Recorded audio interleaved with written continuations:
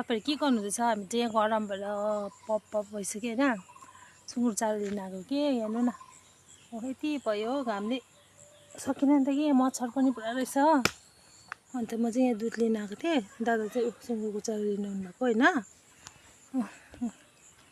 यहाँ चाहिँ मेरो दुधको बोतल राखेर म चाहिँ काँक्रा खाँदैछु।